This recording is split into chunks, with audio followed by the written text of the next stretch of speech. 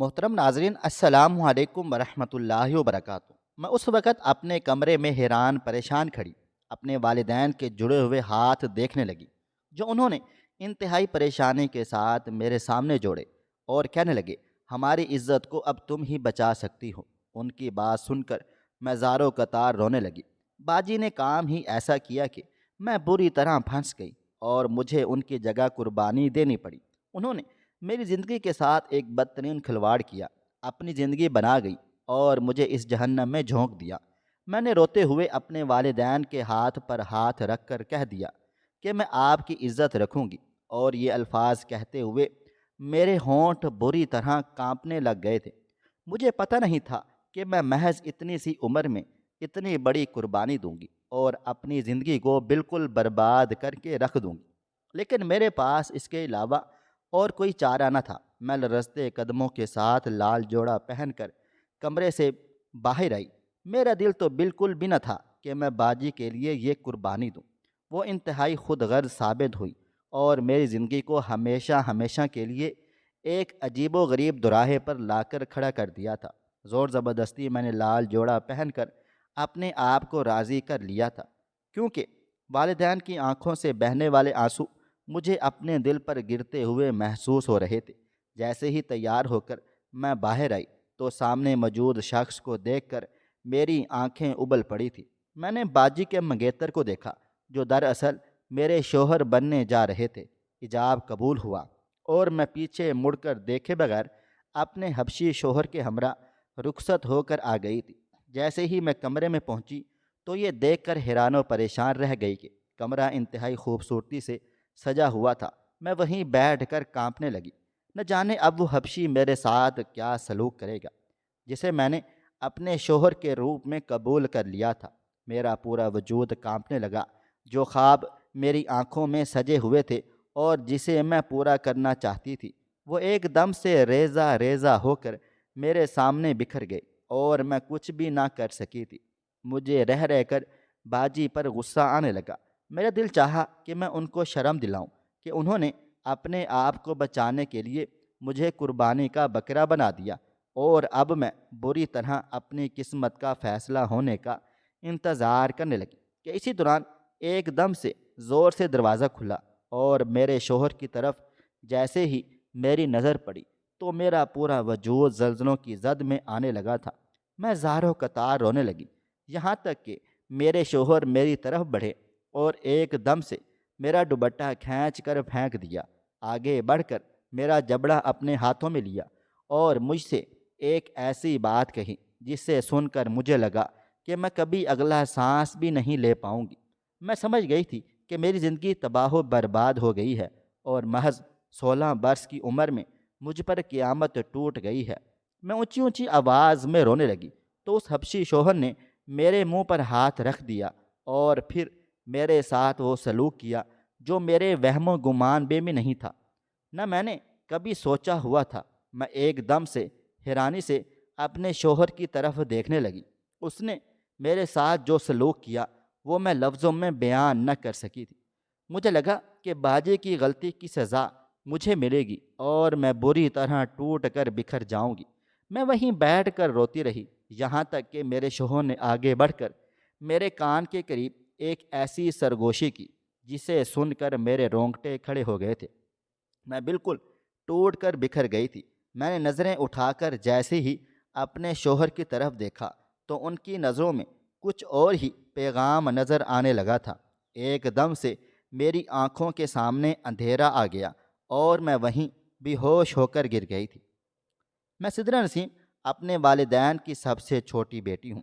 مجھ سے بڑی ایک باجی ہیں، ان کا نام امی جان نے انتہائی محبت سے پروین رکھا۔ اس کے بعد ایک بھائی ہیں اور اس کے بعد سب سے چھوٹی بیٹی میں خود ہوں۔ مجھ سے امی جان ابو بہت محبت کرتے ہیں کیونکہ میں ان کی ایک صابرین بیٹی ثابت ہوئی تھی۔ باجی کی سرزشت میں باغیانہ پن تھا۔ انہوں نے ہمیشہ سے امی اور ابو دونوں کو نچائے رکھا اور کبھی ان کی کوئی بات نہ مانی تھی، ہمیشہ نافرمانی کی۔ اس کی وجہ یہی تھی کہ ہمارے گھر میں غربت کے ڈیرے تھے، خوشحالی نہ تھی۔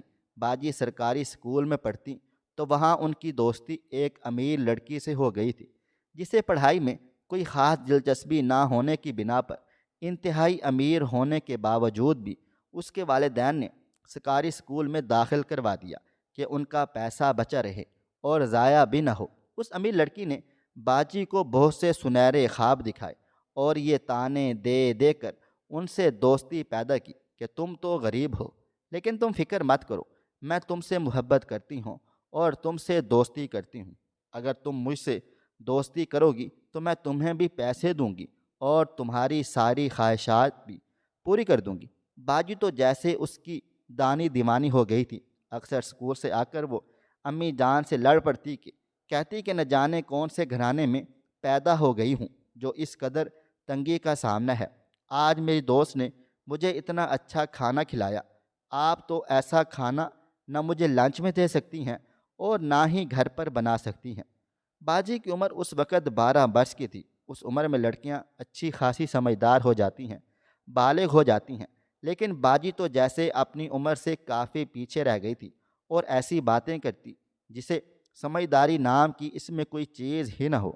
امی جان اس کی اس حرکت سے بہت زیادہ پریشان رہتی اور اکثر میرے سامنے رو کر کہتی کہ یہ ضرور کسی دن کوئی گل کھلائے گی اور تمہارا باپ میری جان کا دشمن بن جائے گا۔ میں انہیں دلاسا دیتی، تسلی دیتی کہ آپ پریشان نہ ہوں، وہ بالکل ٹھیک ہو جائیں گی، اور جیسے ہی اس لڑکی سے اس کی دوستی ختم ہوگی وہ بالکل پہلے جیسی ہی فرما بردار ہو جائیں گے۔ باجی شروع سے ایسی بالکل بھی نہ تھی، والدین کی فرما بردار بیٹی تھی، لیکن جب سے اس لڑکی جنت سے ان کی دوستی ہوئی تو انہوں نے نہ صرف اپنا بلکہ ہمارا بھی جینا حرام کیے رکھا۔ والدین کو باتیں الگ سناتی اور ہر بات میں رونا لڑنا جھگڑنا ان کا بہترین مشغلہ بنتا چلا گیا۔ امی جان نے جب یہ سب کچھ دیکھا تو اسکول میں پرنسپل سے شکایت کر دی اور یوں پرنسپل نے تنگ آ کر جنت کو ہی سکول سے نکال دیا تھا، کیونکہ صرف باجی ہی نہیں بلکہ جنت کی تمام دوستوں کا یہی حال تھا، اور ان کے والدین نے سکول میں اسی طرح شکایات کر کے جنت کو وہاں سے نکلوا دے گا۔ جنت تو گئی سو گئی، لیکن باجی کی حالت میں کوئی فرق نہ آیا تھا۔ اس کی بدتمیزیاں پہلے سے کہیں زیادہ ہو گئیں اور اس نے ماں باپ کو پہلے سے کہیں زیادہ تنگ کرنا شروع کر دیا تھا۔ باجی کو پڑھائی میں کوئی خاص دلچسپی نہ تھی، اس لیے اس نے جنت کے نکلتے ہی اپنی پڑھائی بھی ادھوری چھوڑ دی۔ میں باقاعدہ سے سکول جاتی رہی۔ امی ابو میری مثالیں دیتے کہ دیکھو تم سے چھوٹی ہے لیکن کس قدر سمجھداری کا مظاہرہ کرتی ہے، نہ کبھی ہمارے سامنے زبان چلائی ہے، نہ بدتمیزی کی ہے، نہ ہی ہم سے کوئی فرمائش کی ہے، بلکہ جو ملتا ہے پہن لیتی ہے، جو کھانے کو دیتے ہیں چپ چاپ کھا لیتی ہے۔ کبھی کھانے کے موقع پر ہم سے نہ لڑی نہ ہم سے کوئی بے جا فضول فرمائشیں کی۔ باجی جب میری تعریف سنتی تو امی ابو کو کچھ بھی کہنے کی بجائے مجھ سے ایک بیر باندھ لیتی اور کہتی کہ تمہاری وجہ سے مجھے یہ سب باتیں سننی پڑتی ہیں، تمہاری وجہ سے ہماری زندگی اس قدر مشکل ہے۔ اگر تم بھی احتجاج کرنا شروع کر دو تو ابو جان کو ہوش آ جائے کہ انہیں پہلے سے زیادہ محنت کرنی چاہیے اور اپنے گھر والوں کو سکون اور خوشی دینی چاہیے۔ جنت کو ہی دیکھ لو، اس کے والد صاحب کتنی محنت کرتے ہیں، تبھی کہیں جا کر انہیں پیسہ ملتا ہے۔ ابو جان صرف ایک نوکری پر اٹکے ہوئے ہیں، اس کے بعد سارا دن گھر میں ہی ہوتے ہیں، کچھ بھی نہیں کر پاتے۔ میں جب بھی یہ باجی کی یہ باتیں سنتی تو انہیں کہتی کہ تم ابو جان کی حالت نہیں دیکھتی ہو، وہ ایک پاؤں سے معذور ہیں، مشکل سے لنگڑا کر نوکری پر جاتے ہیں، تمہیں تو اس بات کا شکر ادا کرنا چاہیے کہ تمہارے سار پر والدین کا سایہ برقرار رہے، لیکن تم اس قدر بدتمیز بد اخلاق ہوتی چلی جا رہی ہو کہ ان کے ہونے پر شکر ادا کرنے کی بجائے ان کے ہونے کی وجہ سے شور مچاتی ہو، احتجاج کرتی ہو۔ جس دن تمہارے سر سے یہ سایہ ختم ہوگا تب تمہیں اندازہ ہوگا کہ تم نے کتنی بڑی نعمت کو کھو دیا ہے۔ میری بات سنتے ہی باجی ہنسنے لگتی اور کہتی کہ ابھی تمہاری آنکھوں پر ماں باپ کی محبت کی پٹی بندھی ہوئی ہے، جس دن یہ پٹی ہٹے گی تو تمہیں اندازہ ہوگا کہ ہماری زندگی میں کچھ بھی نہیں رکھا۔ چنانچہ میں اپنی زندگی کی خوشیاں خود حاصل کروں گی اور ثابت کر کے رہوں گی کہ انسان اگر چاہے تو اپنی محنت سے خوشیاں حاصل کر سکتا ہے۔ میں اس کی بات پر بس مسکرا کر رہ جاتی اور کہتی کہ نصیب سے کوئی نہیں لڑ سکتا۔ اگر تمہارے نصیب میں بے انتہا محنت کے باوجود بھی پستی لکھی ہوئی ہے تو تم پست ہی رہو گی، کبھی ان سوچوں سے باہر نہیں آؤ گی۔ میری بات سنتے ہی وہ غصے سے مزید آگ بگولا ہو جاتی اور بات کے لیے بحث کو مزید بڑھاتی، لیکن امی ابو کا خیال کرتے ہی میں خاموش ہو جاتی اور اسے بولنے دیتی جو وہ بولتی رہتی تھی، کیونکہ اسے سمجھا سمجھا کر میں خود بھی اب تھکنے لگی تھی۔ میری عمر کچھ زیادہ نہ تھی، وہ مجھ سے 4 سال بڑی تھی، لیکن باتوں میں وہ مجھ سے کافی چھوٹی دکھائی دیتی۔ اس بات کا اصل صحرا بھی میرے والدین کے سر پر تھا کہ انہوں نے میری بہترین تربیت کی۔ تربیت انہوں نے باجی کی بھی کی، میرے ساتھ ہی بہترین کی تھی، لیکن باجی کی فطرت نے اسے ہمیشہ لڑنے جھگڑنے پر ہی آمادہ کیا اور وہ اسی طرح جلتی بھونتی رہتی تھی۔ دن گزرنے لگے، باجی کی عمر جب 20 سال کی ہو گئی تو ابو کو ان کی شادی کی فکر ستانے لگی تھی۔ باجی نے صاف اور واضح طور پر اعلان کر دیا کہ وہ شادی کریں گی تو کسی امیر گھرانے میں کریں گی۔ ان کی بات سن کر ہم سب گھر والے ہنس دیتے، کہتے کہ تمہیں بیانے بھلا کون آئے گا، تمہاری شادی ہمارے ہم پلا لوگوں میں ہی ہوگی۔ ہم چونکہ متوسط طبقے سے تعلق رکھتے ہیں، اس لیے تو تمہاری شادی بھی ہم متوسط طبقے میں ہی کریں گے۔ ابو جان نے باجی کو صاف طور پر کہہ دیا تو باجی اور زیادہ باغی ہو گئی اور کہنے لگی میں کسی طور پر بھی آپ کے کہنے کے مطابق شادی نہیں کروں گی۔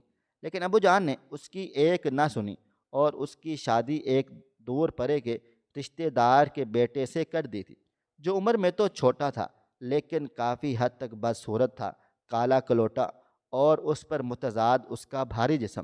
باجی نے جب اپنے ہونے والے شوہر کی تصویر دیکھی تو ابو جان سے لڑ پڑی، کہنے لگی میں کسی طور بھی اس کالے موٹے حبشی انسان سے شادی نہیں کروں گی۔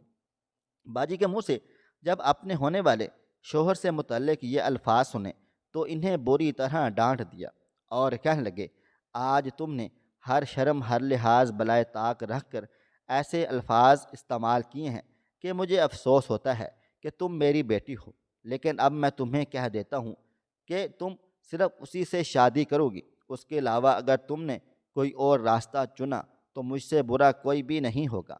امی ابو اور باجی کو اس طرح لڑتے جھگڑتے دیکھ کر زندگی کے کافی سال گزر گئے تھے، لیکن اب آج جب ابو کو اس قدر سخت الفاظ استعمال کرتے ہوئے غصے میں دیکھا تو میں بھی ڈر گئی تھی۔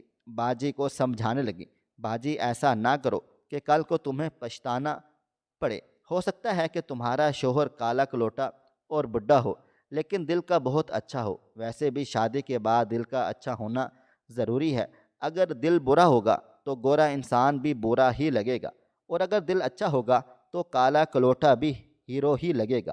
میری بات سنتے ہی وہ بے تحاشا ہنسنے لگی، کہنے لگی تمہارا تو دماغ ہی چل گیا ہے، انسان کے پاس پیسہ ہونا چاہیے، شکل تو پھر بھی چل جاتی ہے، میں اس کالے کلوٹے اور پھدے انسان سے شادی کر لیتی۔ اگر اس کی شکل ایسی ہوتی اور پیسہ ہوتا لیکن اس کے پاس نہ پیسہ ہے نہ شکل ہے تو پھر میں اس سے شادی کر کے کیا کروں گی؟ میں ایک جہنم سے نکل کر دوسرے دوزخ میں نہیں جا سکتی۔ باجی کی یہ باتیں سن کر مجھے بہت افسوس ہوتا، لیکن امی ابو نے اس کی باتیں ایک طرف رکھ کر شادی کی تیاریاں کرنا شروع کر دیں۔ ابو جان کا اس رشتہ دار کے بیٹے سے رشتے جوڑنے کی ایک بہت بڑی مجبوری تھی جو صرف امی جان کو پتہ تھی، اور میں نے باتوں ہی باتوں میں اس بات کو پتہ لگا لیا تھا کہ ابو جان کی ایسی بھی بھلا کیا مجبوری تھی۔ دراصل ابو جان نے ان سے قرض لیا تھا اور وہ پہلے ہی باجی کو پسند کرتے تھے، چنانچہ ابو جان نے دور پرے کے رشتہ دار نے رشتے کی بات ڈال دی اور کہنے لگے اگر آپ نے اپنی بیٹی ہمارے حوالے کر دی تو ہم آپ کا قرضہ بھی معاف کر دیں گے۔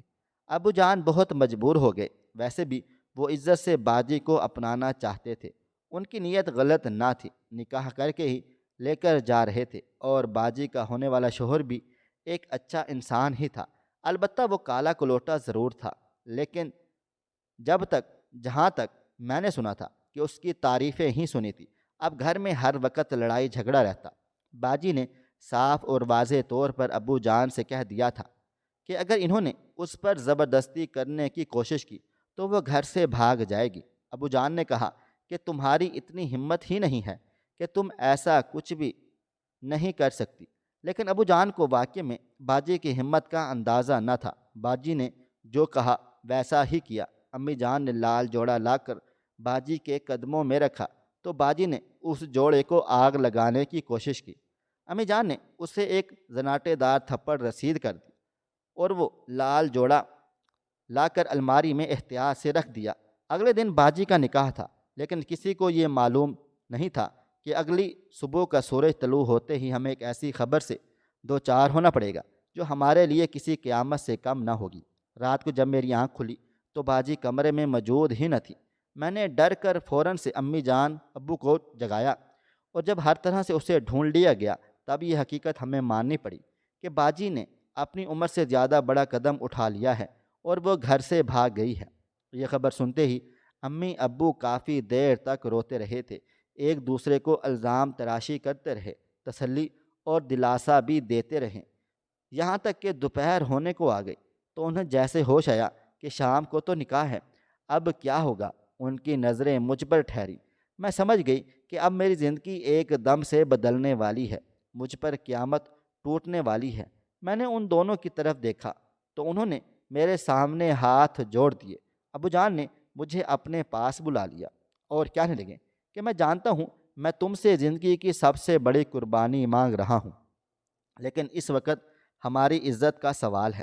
روپیہ پیسہ ہمارے پاس ہے نہیں، دولت کا نام و نشان نہیں ہے، ایسے میں عزت صرف اسی میں ہے کہ تم چپ چاپ نکاح کے لیے راضی ہو جاؤ اور ہاں کر دو۔ ان کی بات سن کر میں تڑپ اٹھی، کہنے لگی ابو جان کیسی باتیں کرتی ہیں، میری عمر دیکھیں، میں پڑھنا چاہتی ہوں، آگے بڑھنا چاہتی ہوں، اس گھر کے حالات سدھارنا چاہتی ہوں، اور آپ مجھے شادی کا کہہ رہے ہیں۔ باجی کے کیے کی سزا مجھے مت دیں، میں نے ان کا کسی معاملے میں ساتھ نہیں دیا ہے، تو پھر مجھ پر یہ ظلم کیوں کیا جا رہا ہے۔ امی جان نے جب میری بات سنی تو میرے قدموں میں گر گئی، اور امی ابو دونوں نے میرے سامنے ہاتھ جوڑ دیے تھے۔ ان کو اس طرح سے روتے دیکھ کر مجھے بھی رونا آ گیا تھا۔ میں نے ان سے کہہ دیا کہ آپ کو جو بہتر لگتا ہے وہ کریں، حالانکہ زور زبردستی مجھ پر یہ فیصلہ مسلط کیا گیا تھا۔ انہوں نے رو رو کر مجھے قسمیں دیں اور بالآخر میں مان گئی تھی۔ یہ دن میری زندگی کا بدترین دن تھا کہ میں نے شادی کے لیے ہاں تو کر دی، لیکن ایک کمرے میں بند ہو کر رہ گئی، زاروں قطار روتی رہی، یہاں تک کہ شام ہوتے ہی امی جان نے دروازہ کھٹکھٹایا۔ میں نے کافی دیر کے بعد اٹھ کر کھولا تو امی جان نے روتے ہوئے مجھے گلے سے لگا لیا تھا اور کہنے لگیں کہ میں جانتی ہوں کہ یہ تیری زندگی کا سب سے مشکل ترین مرحلہ ہے، تیری باجی نے جو کچھ کیا ہے اس کا خمیازہ تجھے بھگتنا پڑ رہا ہے، لیکن میری پیاری بیٹی ہمیں معاف کر دیں، ہم بھی مجبور ہیں، بے بس ہیں۔ اگر ایسا نہ کیا گیا تو تیرے باپ کا قرضہ نہیں اتر پائے گا، اور وہ لوگ یہ گھر جو ہم نے ان کے پاس گروی رکھوا دیا ہے ہم سے لے لیں گے، ہم سڑک پر آ جائیں گے۔ امی جان نے جب یہ بھیانک خبر میرے گوش گزار کی تو میں اپنی پوری جی جان سے کانپ کر رہ گئی تھی، زاروں قطار روتی رہی۔ امی جان مجھے تسلی دیتی رہیں، یہاں تک کہ رات ہونے کو آئی تو گھر کا دروازہ بجا۔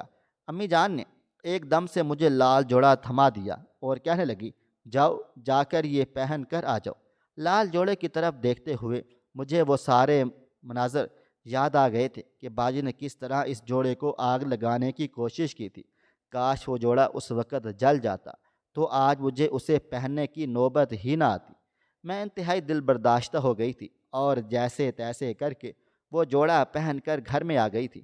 نکاح ہو گیا۔ انہیں پہلے ہی بتا دیا گیا تھا کہ باجی نے شادی سے انکار کر دیا ہے، تو انہوں نے فوراً سے میرا نام لیا تھا، اور یوں میں ان سے شادی کر کے اپنے سسرال میں آ گئی تھی۔ جیسے ہی کمرے میں پہنچائی گئی تو میرا شوہر، جو کہ کالا کلوٹا اور پھدا سا انسان تھا، فوراً سے دروازہ کھول کر غصے میں میرے سامنے آ گیا۔ ایک دم سے میری چادر اتار کر پھینک دی، میرا جبڑا اپنے ہاتھوں میں لے کر ایک ایسی بات کہی جسے سن کر میں سر سے پیر تک ہل کر رہ گئی تھی۔ انہوں نے میرا جبڑا ہاتھ میں پکڑ کر کہا کہ دل تو چاہتا ہے تمہیں بھی وہیں پہنچا دوں جہاں تمہاری باجی چلی گئی ہے، لیکن پھر خیال آتا ہے کہ تمہارا ان سب میں کوئی قصور نہیں ہے، اس لیے میں تمہیں معاف کرتا ہوں۔ اب میں تمہیں ایک راز کی بات بتاؤں؟ انہوں نے ایک دم سے میرا جبڑا چھوڑ دیا اور آگے بڑھ کر میرے ساتھ بیٹھ گئے تھے۔ کہنے لگے، وہ راز جو میرے سینے میں دفن ہے اور جسے میں نے اپنے اللہ تعالیٰ سے مانگا، ان کی بات سن کر میں حیرانی سے ان کی طرف دیکھنے لگی۔ وہ مسکرا کر مجھے دیکھ کر کہنے لگے کہ میں مانتا ہوں کہ تم اپنے ماں باپ کی انتہائی فرما بردار اور نیک اولاد ہو۔ اپنی باجی کے بھاگ جانے کے بنا پر آج تم میرے سامنے بیٹھی ہو، جبکہ حقیقت اور سچ تو یہ ہے کہ میں نے تمہیں ہی اللہ تعالیٰ سے مانگا تھا۔ میں تمہیں ہی پسند کرتا ہوں، لیکن جب میرے والد صاحب نے فیصلہ کیا تو میں نے ان کے سامنے سر جھکا دیا اور اف تک نہ کہا۔ میں سمجھا کہ شاید میری قسمت میں تمہاری باجی پروین ہی ہے، لیکن جب سے حالات ایک دم سے بدل گئے اور مجھے یہ نوید سنائی گئی کہ باجی کی بجائے تم میری قسمت میں لکھ دی گئی ہو، تو میں خوشی سے جھوم اٹھا تھا۔ مجھے معاف کر دینا کہ میں نے پہلے آ کر تم پر جو غصہ کیا، حالانکہ تمہارا اس میں کوئی بھی قصور نہیں ہے۔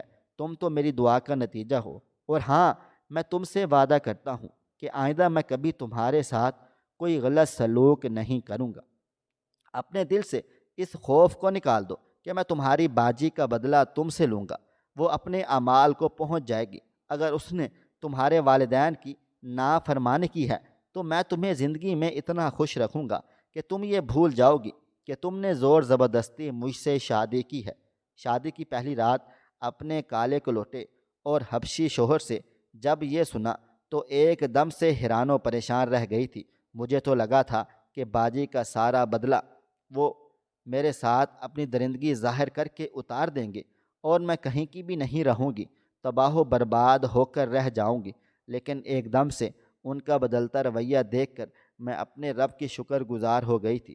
فوراً سے سجدے میں گر گئی کہ اس نے مجھے ایک ایسا شوہر عطا کیا جو میں نے کبھی خواب و خیالوں میں بھی نہ سوچا تھا۔ انہوں نے مجھ سے بدلہ لینے کی بجائے مجھے معاف کر دیا، بلکہ میرے سامنے یہ اعتراف کیا کہ وہ شروع سے ہی مجھے پسند کرتے تھے۔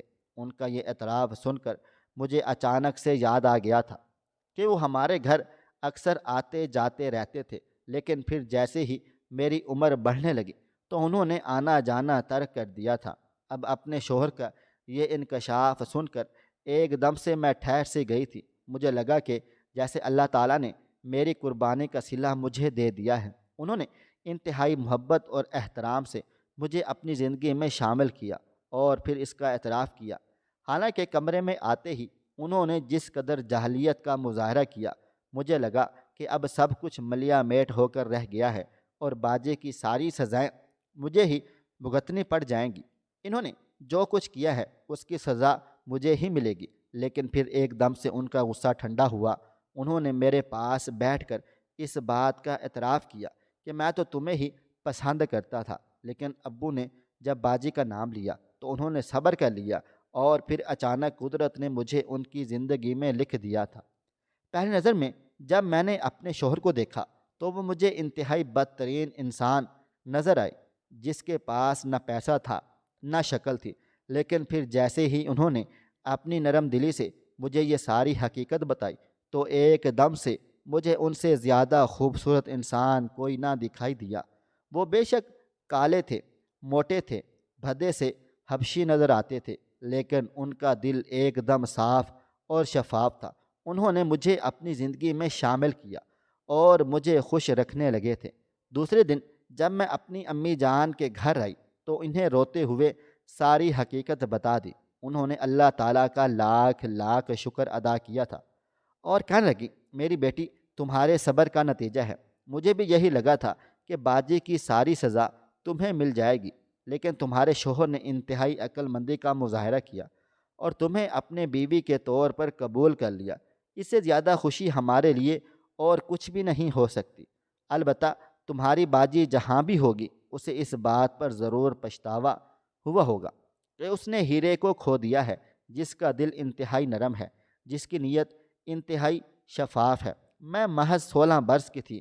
میرے سسرال والوں کو اس بات کا علم تھا، اس لیے انہوں نے مجھ پر کوئی کام کاج کا بوجھ نہ ڈالا، بلکہ مجھے اپنے اور ان کے گھرانے میں کوئی خاص فرق ہی محسوس نہ ہوتا تھا۔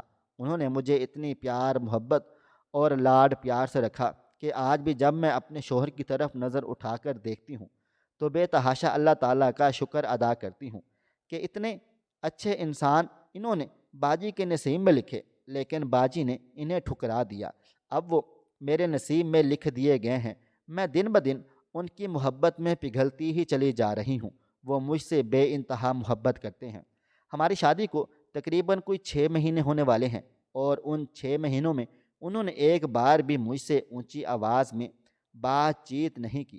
میں تو یہ سمجھ بیٹھی تھی کہ زور زبردستی کی شادی جلد ختم ہو جائے گی اور اس کا انجام طلاق ہی ہوگا، لیکن اب جیسے جیسے ان کی شخصیت مجھ پر کھلتی چلی جا رہی ہے، میں اس بات پر اللہ تعالیٰ کا لاکھ لاکھ شکر ادا کرتی ہوں کہ اللہ پاک نے میرے نصیب میں ایک انتہائی بہترین انسان لکھ دیا، جس نے شادی کی پہلی رات ہی مجھے معاف کیا اور مجھ سے ایسا سلوک کیا جیسے ایک انتہائی نیک انسان اپنی بیوی کے ساتھ سلوک کیا کرتا ہے۔ دن گزرنے لگے۔ ایک دن میں اپنے شوہر کے ساتھ بازار کے چکر کاٹ رہی تھی کہ میری نند کی شادی ہونے والی تھی۔ اچانک وہاں میری نظر ایک فقیرنی پر پڑ گئی تھی، جسے دیکھتے ہی میرے پیروں تلے سے زمین نکل گئی تھی۔ اس کی شکل باجی سے ملنے لگی۔ میں نے جیسے ہی جا کر اس کی چادر اس کی شکل سے ہٹائی تو ایک دم سے چیخ مار کر پیچھے کو ہٹ گئی۔ اس کی شکل ایک دم سے عجیب و غریب ہو رہی تھی۔ ایسا لگ رہا تھا کہ جیسے کسی نے اس کی شکل کو جلا دیا ہے۔ میں زاروں قطار روتے ہوئے اس کے گلے لگ گئی تھی۔ اس نے بھی مجھے پہچان لیا، اور جیسے ہی اس کی نظر میرے برابر میں کھڑے اپنے سابقہ منگیتر پر پڑی تو میں نے اسے سیدھے اور صاف الفاظ میں بتا دیا تھا کہ یہ اب میرے شوہر ہیں اور بہت اچھے انسان ہیں۔ باجی، تم نے ہیرا کھو دیا اور کوئلے کو جا کر گلے سے لگا لیا تھا، کیونکہ محلے میں کسی نے میری شادی کے چند دنوں کے بعد ہی بتا دیا تھا کہ تمہاری باجی نے بھاگ کر شادی کر لی ہے۔ ابو جان نے یہ سنا تو بہت زیادہ روئے تھے، اور پھر میری شادی کے کچھ عرصے بعد ہی ان کا انتقال ہو گیا۔ اب میری شادی کے 8 مہینے بعد جب باجی سامنے آئی تو میں اپنے آپ کو روک نہ سکی تھی۔ اس نے روتے ہوئے مجھے بتایا کہ اس کے محبوب نے اس کے ساتھ دغا کیا، دھوکہ دیا اور اسے ہیرا منڈی میں بیچنے چلا گیا تھا۔ مزاحمت کرنے پر اس نے میرے چہرے پر تیزاب پھینک دیا۔ اب میری زندگی انتہائی بدتر ہو گئی ہے اور میں در بدر پھرتی ہوں، بھیک مانگنے پر مجبور ہوں۔ میرے شوہر نے باجی پر رحم کھایا اور ان کا علاج کروایا اور ان کی ایک اپنے معذور دوست سے شادی کروا دی تھی۔ باجی اب اپنے گھر میں اپنی زندگی گزار رہی ہے۔ جو خواب اس نے دیکھ رکھے تھے وہ تو پورے نہ ہوئے، کیونکہ اس کی باغی طبیعت نے اسے بے انتہا لاپرواہ کر دیا اور صحیح غلط کی تمیز بھلا ڈالی تھی۔ امی جان نے بھی باجی کو معاف کر دیا، اور میں نے تو اسی وقت معاف کر دیا تھا جب میرے شوہر نے میرے ساتھ انتہائی اچھا سلوک کیا تھا۔ میں جان گئی تھی کہ باجی کو اس کے کرموں کی سزا اسے مل ہی گئی ہے۔ اب وہ زندگی میں سکون چاہتی ہے تو اسے ضرور سکون نصیب ہو۔ اپنے حصے کی سزا کاٹ کر اب وہ وہاں اپنے معذور شوہر کی خدمت کرتی ہے، اس کے گھر کو سنبھالے ہوئے ہے۔ بھائی بڑا ہو چکا ہے، کما کر خود بھی کھاتا ہے، امی جان کو بھی کھلاتا ہے، اور میں اپنے شوہر کے ساتھ اپنے گھر میں رہ رہی ہوں۔ میرا ایک بیٹا ہے جسے دیکھ دیکھ کر میں جیتی ہوں۔ اپنے شوہر کو دیکھ کر اللہ تعالیٰ کا لاکھ لاکھ شکر ادا کرتی ہوں کہ انہوں نے میری محبت میں اپنا حلیہ بدل لیا، اور اب مجھے ان سے زیادہ خوبصورت انسان اور کوئی بھی نہیں دکھائی دیتا ہے، جنہوں نے اپنے اخلاق سے میرے دل جیت لیا ہے، اور اس دل میں اب ان کے لیے بے پناہ محبت موجود ہے۔ قسمت کے دھنی لوگ وہ ہوتے ہیں جنہیں زندگی میں ایسی کامیابیاں اور خوشیاں ملتی ہیں جن کا کبھی تصور بھی نہیں کیا ہوتا۔ یہ وہ لوگ ہیں جن کی راہیں کھڑن ہوتی ہیں، لیکن قسمت کی مہربانی سے انہیں وہ مواقع ضرور ملتے ہیں جو دوسروں کے نصیب میں نہیں ہوتے۔ میں یہ مواقع چاہے مالی خوشحالی کی صورت میں ہوں یا ذاتی تعلقات میں کامیابی کے روپ میں ہوں، قسمت کا عمل دخل کہیں نہ کہیں پر ضرور نظر آ جاتا ہے۔ قسمت کے دھنی لوگوں کی ایک اہم خصوصیات یہ بھی ہوتی ہیں کہ وہ زندگی کی چھوٹی چھوٹی خوشیوں کی قدر کرتے ہیں۔ وہ اپنے آس پاس کے لوگوں کے ساتھ محبت اور ہمدردی سے پیش آتے ہیں، اور ان کی کامیابیاں صرف اپنی ذات تک محدود نہیں رہتی۔ بلکہ دوسروں کی زندگیوں کو بھی بہتر بنا دیتی ہیں۔ یہ لوگ دوسروں کو بھی حوصلہ اور امید دیتے ہیں کہ اگر دل سے محنت کی جائے اور ہر حال میں مثبت سوچ رکھی جائے تو قسمت کے دروازے ضرور کھل جاتے ہیں۔ خواہش صرف اتنی ہے کہ کچھ الفاظ لکھوں جس سے کوئی گمراہی کے راستے پہ جاتے جاتے رک جائے، اور نہ بھی رکے تو سوچ میں ضرور پڑ جائے۔ پیارے دوستو، امید کرتا ہوں کہ آپ کو یہ ہماری کہانی پسند آئی ہوگی۔ آپ کو یہ ہماری آج کی کہانی پسند آئی ہو تو اس ویڈیو کو لائک کریں، کومنٹس کریں، شیئر کرنا بالکل بھی نہ بھولیں۔ اور ہاں، اگر آپ لوگ اس چینل پر نئے ہیں تو اس چینل کو سبسکرائب ضرور کر لیجئے گا اور نوٹیفیکیشن کو ضرور دبا دیجئے گا تاکہ آنے والی ہماری کہانی سب سے پہلے آپ کو مل سکے۔ ملتے ہیں کل ایک نئی اور دلچسپ کہانی کے ساتھ، تب تک اپنا ڈھیر سارا خیال رکھیے گا۔ اللہ حافظ۔